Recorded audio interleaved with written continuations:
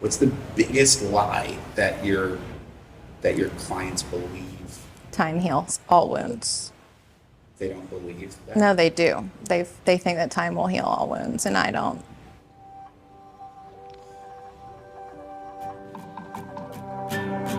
She's an incredible human being. I'll let her tell you all about the amazing work that she does, but let's just put our hands together in welcoming Tori Gordon. My name is Tori Gordon, and I am a high-performance coach and breathwork facilitator. I run a podcast called the Coachable Podcast, and I really help people build lives that feel as good as they look. Because I was somebody for a long time who had a life that looked really good, but didn't feel good on the inside. When I was a senior in high school, my sister was diagnosed with leukemia, and she was 4 years older than me. I had the opportunity to share this with Mike earlier, and I appreciate you for holding space. And that was the first thing that really rocked our family. It was a string of events that happened in my life over the course of about 10 years, which caused me to live in a hypervigilant state. I was living in survival, and I didn't know it at the time, but I was just doing what I had to do to make it through. So in 2011, there was actually a massive F4 tornado that came through our hometown and killed hundreds of people.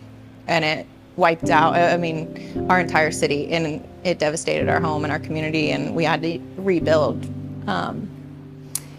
So there's storms that come through life, physically and like literally and metaphorically. And so that was the big impact. That was the first big event that happened. And then 2 weeks later, we had to take my sister off life support.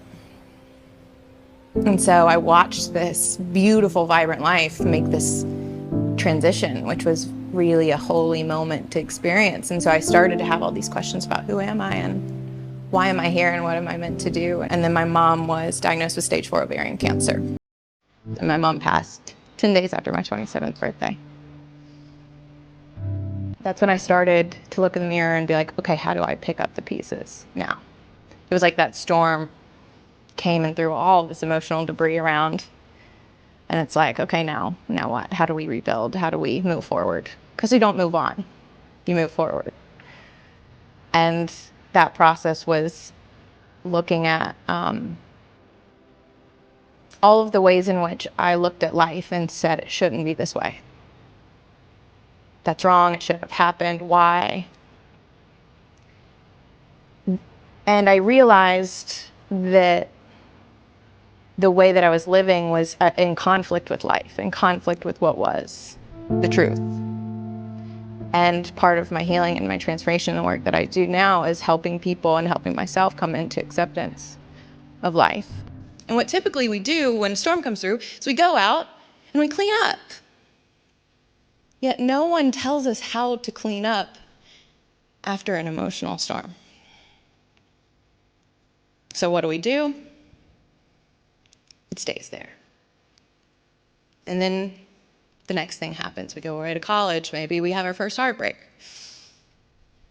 Maybe we drop out. Maybe we have bankruptcy, whatever the issue is. And then the next storm comes through and it leaves more emotional debris. And I was hearing somebody else talk about how that feeling of overwhelm is real. And a lot of times it's because there's so much emotional debris that we've never learned to clean up that has got us up to here.